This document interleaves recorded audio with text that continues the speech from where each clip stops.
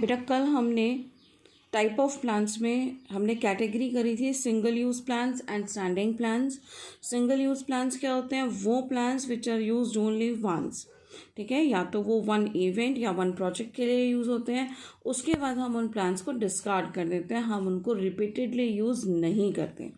Standing plans, they are used regularly over a period of time, they are modified again and again, लेकिन हम उनको regularly use करते रहते हैं।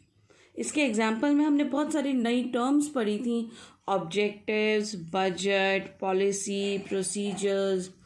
आज की क्लास में हम उन टर्म्स को एक्सप्लेन कर रहे हैं, ठीक है। तो फर्स्ट टर्म जो मैं एक्सप्लेन कर रही हूँ, these are also the type of plans. First is objective. Objective क्या होता है, ठीक है। इन टाइप ऑफ प्लान्स में ज़्यादातर हमारे पास आइडेंटिफिकेशन आती है केस स्टडीज़ में, या हमारे पास इसके फीचर्स लिखने को आते हैं। तो मैं अभी आपको जो मैं इसके नोट्स देती हूँ, मैं इसमें आपको ब्रॉड पॉइंट्स दूंगी, बुलेट पॉइंट्स दूंगी, आप उन पॉइंट्स को याद करेंगे और वैसे ही आप अपने नोटबुक्स में लिखेंगे विद एग्जाम्पल, ठीक है। फर्स्ट है ऑब्जेक्टिव। ऑब्जेक्टिव का मतलब क्या होता है? हम फर्स्ट डे से ऑब्जेक्टिव पढ़ रहे हैं, जब से मैनेजमेंट पढ़ रहे हैं। Objective is our targets, our goal, जो भी हम अचीव करना चाहते हैं, दैट इज आवर ऑब्जेक्टिव। तो ऑब्जेक्टिव को हम क्या कहेंगे? Objective are the end points. Objective means the end points which the organization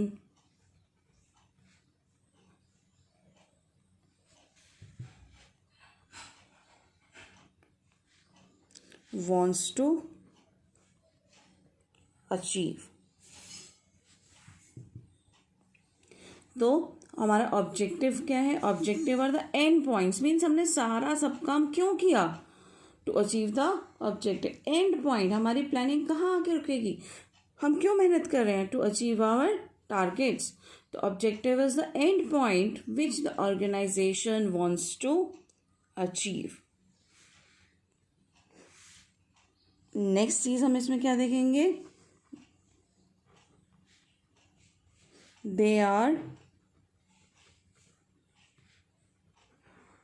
numerically expressed.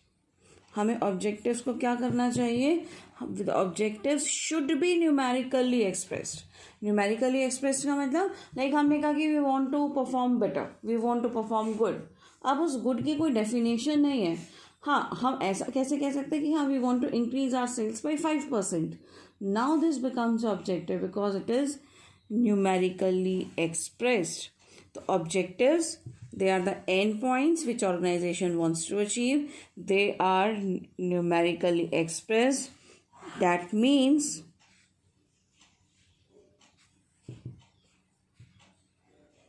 they should be measurable in quantitative terms.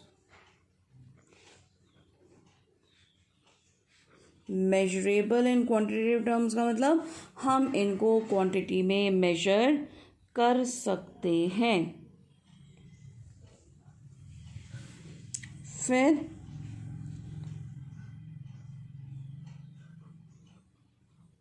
It is formed by the top management. Objective कौन decide करता है? हमारी top management decide करता है। And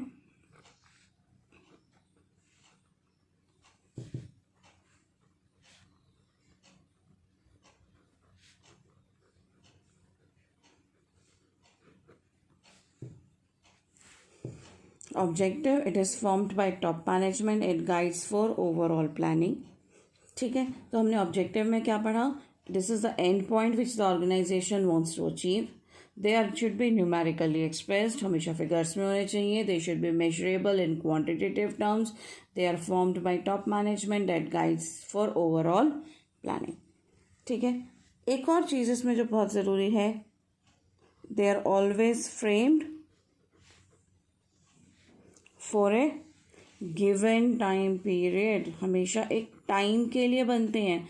means हम 6 months में अपनी sales को इंक्रीज़ करना चाहते हैं, हम 6 मंथ्स में अपनी कॉस्ट को कट करना चाहते हैं, हम नेक्स्ट ईयर में अपनी प्रोडक्शन को इंक्रीज़ करना चाहते हैं। हमेशा ये एक टाइम के लिए देते हैं। ठीक है, एक एक एग्जाम्पल मैं आपको लिखती जाऊंगी आपके लिए। बाकी एग्जाम्पल्स आप अपनी बुक से प्रैक्टिस करेंगे। आप जितनी भी केस स्टडीज़ करेंगे आपको आपके एग्जाम्पल्स की प्रैक्टिस होती जाएगी। For example,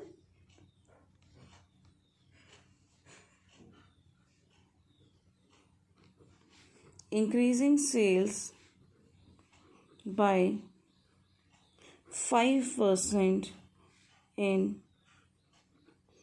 next 6 months।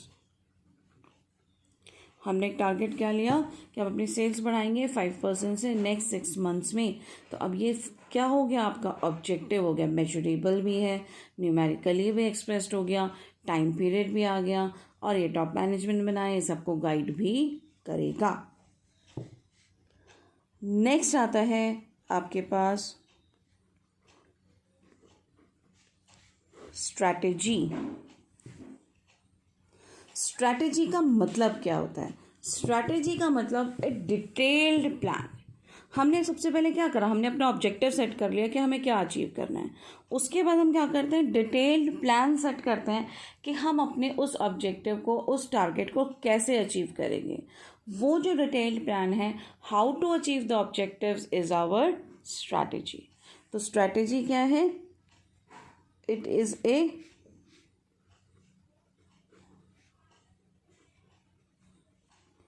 comprehensive plan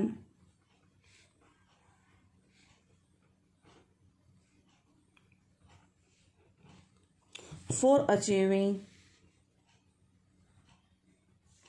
the objectives of the organization।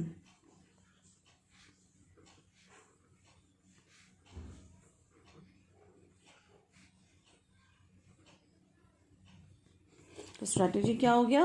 It is a comprehensive का मतलब detailed plan for achieving the objectives of the organization. Objective के बाद हमने जो प्लान बनाया कि हम अपने टारगेट्स को अचीव कर पाएँ, डैट बिकम्स आवर स्ट्रैटेजी। ठीक है, उसके बाद स्ट्रैटेजी इंक्लूड्स, 3 चीज़ें इंक्लूड्स करती है strategy. It includes, first point, determining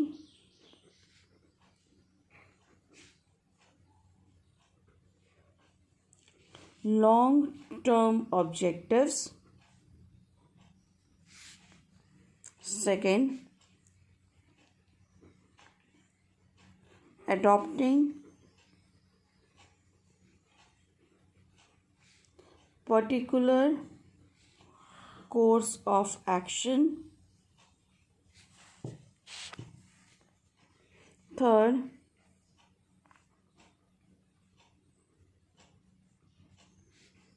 allocating resources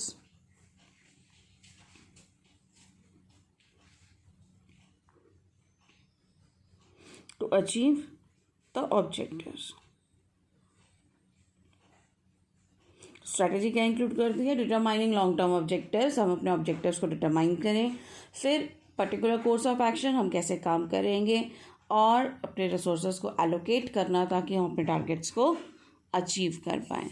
strategy होती क्या है, हम कैसे पहचानेंगे? स्ट्रैटेजी को हम कहते हैं broad contours of an organisation.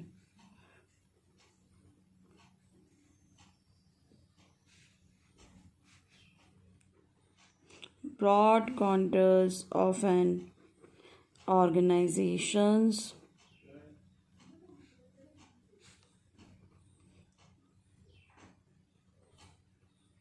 business। ठीक है, ये वर्ड बहुत इंपॉर्टेंट है, आपको केस स्टडी में या डिफरेंस में बहुत हेल्प करेगा। दे आर द ब्रॉड कॉन्टर्स, हमें बहुत डिटेल में समझाती है हमारी स्ट्रैटेजी कि हमें क्या काम करना है, कैसे करना है।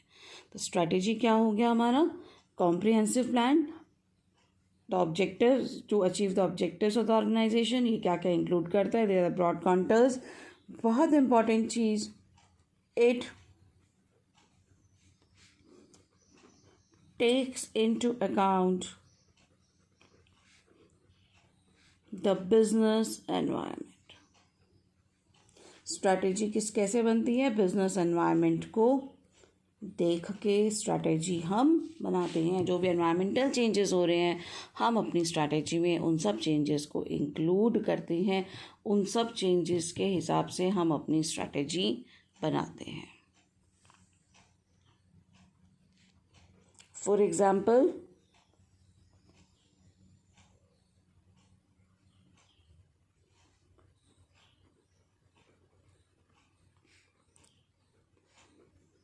whether the firm will continue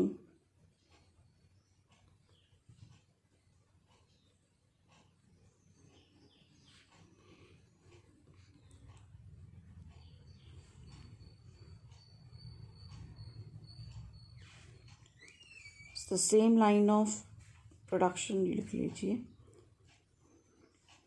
whether the firm will continue in the same line of production, मतलब जो फर्म प्रोडक्ट बना रही है क्या हम वही बनाते रहेंगे, और it will combine